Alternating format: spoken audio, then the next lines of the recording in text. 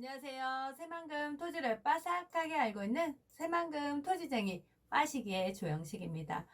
제가 여러분들 진짜 요즘 새만금에 대해서 상담하면서 많이 느낀 게 많은 분들이 새만금을 드디어 확신하고 찾기 시작함이 정말 물밀듯이 파도가 치듯이 확 와닿는 그런 시기예요. 왜? 상담을 해볼 때 예전에 제가 그 느꼈던 고객님들의 반응과 이제 고객님들이 직접 옛날 예를 들어 1년 전에는 정말 새만금이 될까요? 라는 질문을 하셨다면 지금은 새만금이 될 거라는 건 확신한다 이거예요. 자, 그러면 앞으로의 어떤 쪽으로 흘러가는지에 대한 미팅이 진행이 되거든요. 사실은 제가 미팅으로 많은 자료를 준비하기가 너무 어려운데 오늘은 정말 저의 알짜배기 이 자료를 공개하려고 합니다. 근데 저는 이렇게 생각해요, 여러분. 항상 저는 배울 때 이런 위주로 배웠어요. 경매 배울 때도 실전. 왜냐? 내가 경매를 해서 싸게 사는 게 목적이잖아요. 그렇기 때문에 이론도 물론 중요하지만 외우는 것보다는 저는 역시 경매를 할 때 경매장에 가서 실전으로 어떻게 하면 내가 좋아하는 물건을 내가 그걸 낙찰을 받을 수 있을까?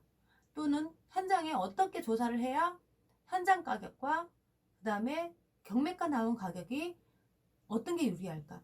이런 식으로 항상 실전 위주로 저는 공부를 했던 것 같습니다. 지금 토지 역시 마찬가지입니다. 더 여러분들한테 전문가답게 정말 용어를 써가면서 할 수도 있습니다. 그런데 저는 조금이라도 정말 50대, 60대 이렇게 주부님들과 상담도 많이 하는데 그런 분들한테는 이런 내용이 전 와닿지 못할 때가 있거든요. 그래서 최대한 쉽게, 정말 쉽게 결론부터 말씀을 드리는 거고 거기에 따라서 우리가 갈 길을 잘 잡자는 그런 얘기죠. 자, 그러면 제가 오늘 준비한 건 뭐냐면 토지 거래 건수가 어디가 높냐는 거예요. 왜 거래 건수가 높겠어요? 지난번 말씀드렸잖아요. 식당도 왔다 갔다 하는 사람들이 더 식당이 인기가 있고 거래 건수도 토지도 마찬가지예요. 거기에 뭔가 이유가 있으니까 국책사업이든 무슨 기업이 들어오든 관광단지든 분명한 이유가 있거나 그를 믿고 심리적으로 투자를 하는 건수가 늘어난다는 거죠. 자, 그러면 이것부터 알면 세종에 해야 되는지 아산에 해야 되는지 제주도에 해야 되는지 그게 어느 정도 나온다라는 거죠.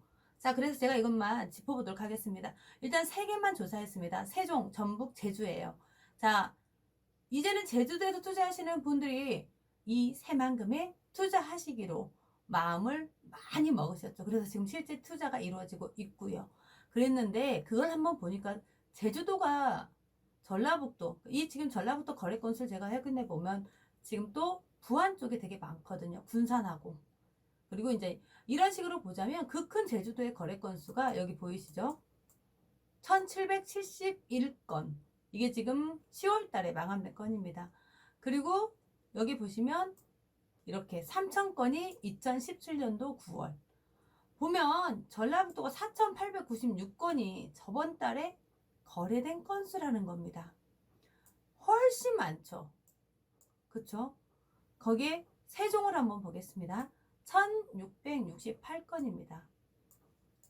자, 여기에서 여러분 많은 건수, 이렇게 건수들을 쭉 볼 부분도 있지만 결론적으로 보면 거래 건수가 지금 현재 이렇게 전북에서 이루어지고 있는데 이게 세종이나 제주도 이런 큰 도시보다 훨씬 거래 건수가 많다.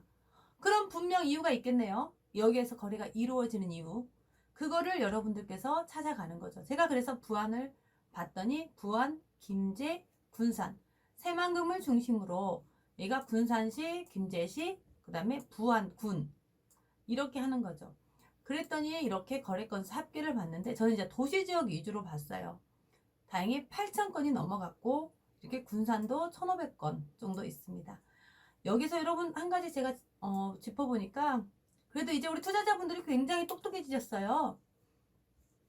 여기 보죠. 개발 제한구역에 그래도 보면 0건이에요. 0건.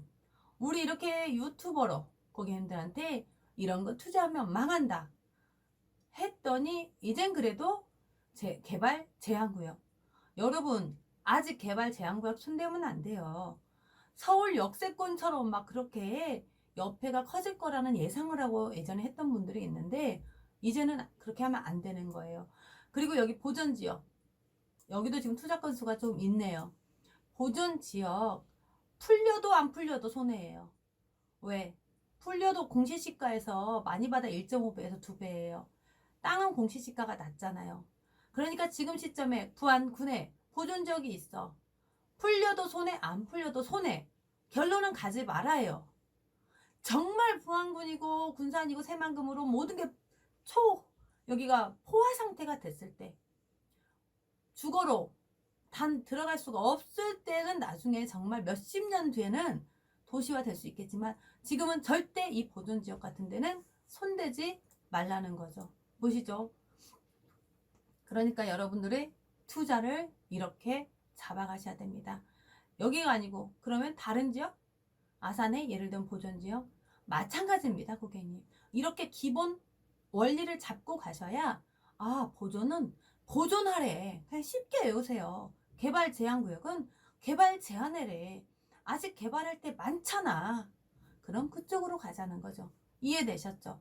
자, 그러면 거래 건수가 늦는데 여기에서 아까 방금 보셨다시피 다 여기는 시예요.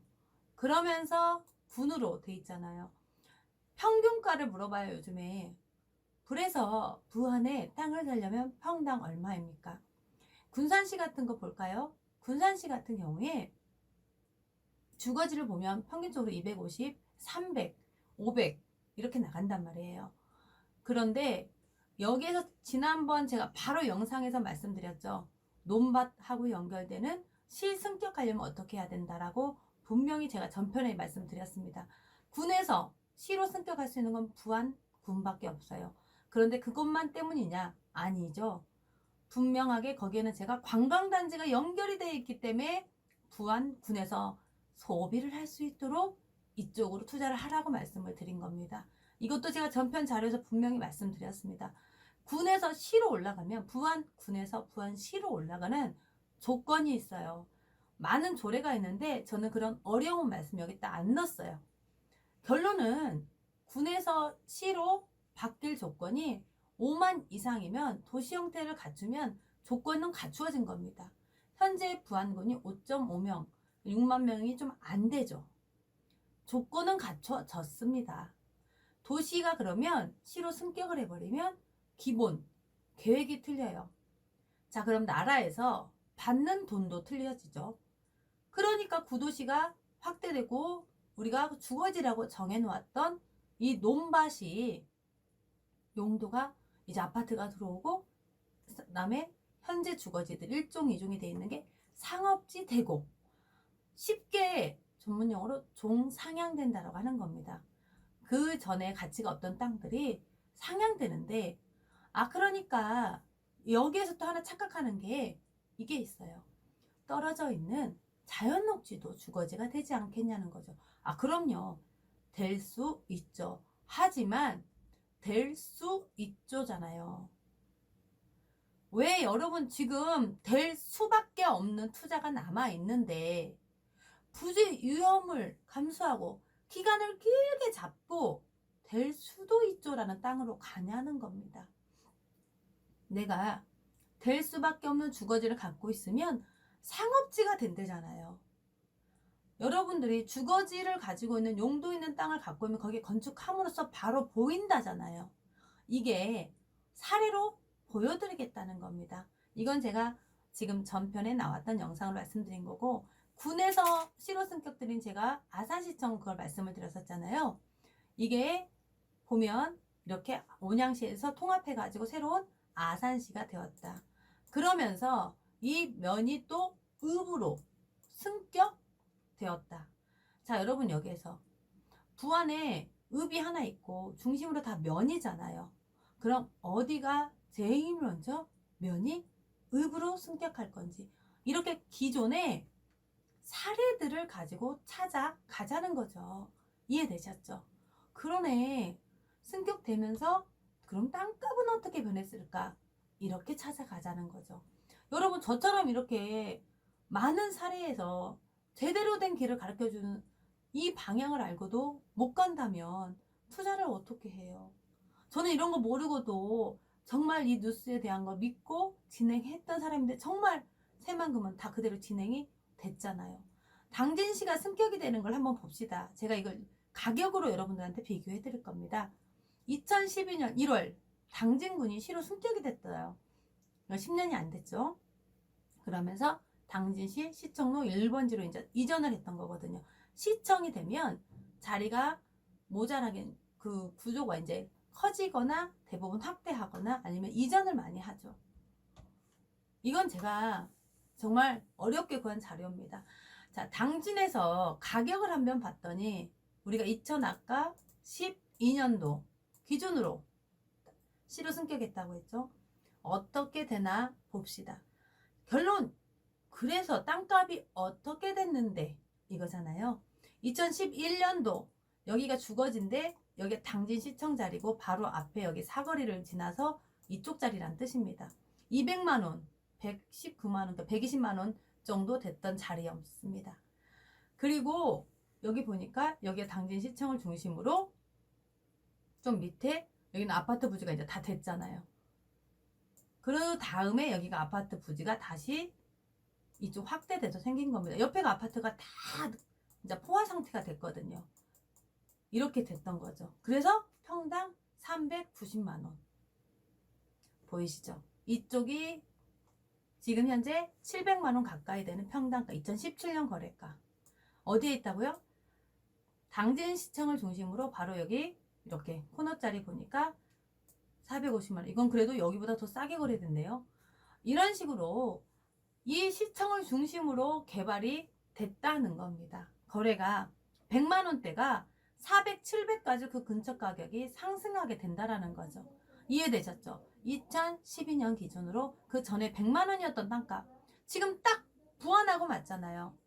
100만원이면 지금 살 수 있는 땅값이 이제 고객님께서 뉴스가 나오고 여기에 따른 어떤 재정이 확정되고 함으로써 값이 달라진다는 겁니다. 여러분들이 지금 보고 계시는 이게 당진시 시청 자리입니다. 그리고 주변은 이렇게 다 변했습니다. 개발지역, 그 다음에 수청 도시개발지역으로 바뀌었고 옆에가 다 변했죠. 보존지역, 여기 선생님 공간 바로 있는데도 보존하라해서 여기 안 바꾸는 겁니다. 그리고 여 밑에 지역으로 이렇게 나머지 상업지에서 된 거죠. 이런 구조를 이해를 하셔야 내가 새만금에 투자를 해도 기분이 좋은 거예요. 왜? 내가 이렇게 될 거라는 거를 상상하라고 그랬잖아요. 눈에 투자하시는 분들은 시각화, 상상하는 사람들이 돈을 번다 그랬잖아요. 이해되셨죠? 자, 그러면 새만금은 개발축이 어떻게 되나? 이미 공간 구조 계획 나왔습니다. 이것도 제가 다 빼고 핵심만 봤습니다. 첫 번째로 부안, 중심도시, 도심권 여기에요. 여기에 지금 군청 있잖아요. 그건 지도로 조금 이따 보여드릴게요. 그 다음에 이제 하서면, 개화면, 백산면 이런 식으로 되는 거죠. 자, 그러면 도로망 우리 지금 구축하고 있잖아요. 분명히 이 도로망은 우리 여기 청사 있는 쪽으로 나중에 다 빠지듯이 이 부안 군청으로 연결이 된다라고 생각을 하시면서 여러분도 그림을 그리시는 겁니다. 또 하나, 부안에 개발 촉진 지구라고 하는 게 있습니다. 거기에 대한 용어 정리도 제가 생략하겠습니다. 그냥 쉽게 낙후되어 있는 이곳을 개발하겠다. 개발 촉진시키겠다. 이렇게 그냥 이해하시면 됩니다. 그래서 여기 보시면 이쪽 이렇게 부안 군청이 여기 있죠. 여기를 이렇게 중심으로 이렇게 쭉 해가지고 개발 촉진지구가 있고 도로 공사하고 있는 곳이 지금 유일하게 내부에서 확장 공사 완료했고요. 이렇게 새만금 도로, 이게 지금 새만금에서 들어오는 곳이거든요. 이렇게 들어오는 정비 완료하면서 여기 지금 이 사이가 여러분들 도로가 구축이 지금 되고 있습니다. 보상을 해주고 도로가 설비가 되고 있습니다. 여기 맞은편에 제가 보여드리겠습니다. 잠시만요. 지도로 오늘은 마무리를 하겠습니다. 원래 제가 오늘 창북리 하려고 했는데 이쪽에 대한 걸 저번에 다시 한번 좀 설명해 달라고 하신 분이 있어서 여기에 대한 거를 얘기를 한번 했고, 다음 편에 제가 창북리 또 들어가겠습니다. 기다려 주십시오. 자, 확대해서 보십시오. 제가 그랬죠. 분명히 도로망이 구축이 되면서 연결이 된다 라고 말씀을 드렸습니다. 자, 그랬더니 모든 자료를 여러분들 모르면 다른 시청, 군청 이런 거 찾아서 근처를 보세요. 그 땅 가만히 놀고 있지 않습니다. 그러면 제가 이렇게 확대해서 볼게요. 여기가 지금 이걸 지적 편집도라고 하면 제가 땅의 색깔을 볼 수 있기 때문에 우리 캔디가 노랑 땅에 투자하라. 여러분들도 강조했었잖아요. 이쪽에 다 노란색이신 거 보이시죠? 그런데 보면 여기 이렇게 이 도로를 중심으로 이게 지금 새만금에서 들어오는 교차로에서 입구거든요. 진입로라고 표현을 하죠. 진입로 왼쪽 이쪽 지역은 현재 구도심입니다. 그러니까 주거지가 있는 쪽이고, 자 지워보겠습니다. 이쪽은 지금 현재 비어 있습니다. 그런데 부안초등학교 중심으로 부안군청 있죠. 제가 아까 봤죠. 기존 사례를 봐야 우리가 투자를 너무 당당하게 할 수 있거든요. 맞은편 Y파크라고 하는 아파트가 있어요. 그리고 나서 다시 한번 지적도를 눌러보니까 이미 2종 일반 주거지로 여기가 지금 확장되어 있어요. 그럼 여러분들 여기가 어떻게 될지 상상해 보셨어요? 100만원대가 아까 제가 아산시처럼 700, 800 되는 거는 이게 발표되면서부터 몇 년 사이에 이루어지는 일입니다. 오늘은 제가 부안읍을 중심으로 설명을 한 이유가 현재 군에서 시로 승격이 되면서 발전된 내용을 가지고 얘기를 했어요. 그래서 오늘 거기하고 맞는 이 부안읍에 동중리라고 되어 있고, 그 다음에 이쪽에 선은이라고 되어 있습니다. 이쪽의 중심지를 잘 보라는 겁니다. 지금 여기에 또 아까 보셨다시피 여기 보셨죠? 여기 보시면 자 땅값 보면 코너짜리 하나에도 값이 이렇게 또 틀려집니다. 내가 어떤 코너를 가지고 있느냐에 따라서 여러분들께서 순식간에 100만원짜리가 이렇게 700만원 가까이 변한다는 거예요. 똑같은 땅이 아니에요. 여러분 그렇게 똑같은 땅에 값일 것 같으면 저부터도 그거 사죠. 안 그래요? 이 전문가라고 하면서 일하면서 그렇잖아요. 남한테만 알려주겠냐는 거죠. 서로 사고 싶죠. 분명하게 전문가들이 보는 거는 이런 땅 중에 똑같은 일종이고 똑같은 이종이어도 나중에 더 값을 구분해낼 수 있는 평당 100에서 남들은 200 받을 걸 나는 700까지 받을 수 있는 자리를 찾아내는 게 이제 숙제입니다. 여러분 여기까지만 알고 계셔도 사실은 이 새만금에서 투자하시는 데 있어서 절대 손해보지 않으실 거라고 믿습니다. 오늘은 군에서 실은 승격되는 아산에 대한 투자 사례와 상승 사례를 가지고 얘기했고요. 그럼으로써 새만금에서 그럼 어디 쪽이 가장 적합한지 그랬더니 개발 촉진 지구라고 하는 부안읍의 선은리, 동준리 쪽을 가지고 얘기했습니다. 오늘 제가 준비된 자료에서 지금 또 관심이 많은 창북리 지금 자료를 준비하고 있어서 한꺼번에 못했습니다. 다음 편에 꼭 창북리를 여러분들하고 또 얘기하겠습니다. 새만금 토지쟁이 빠시기 오늘은 여기까지입니다. 감사합니다.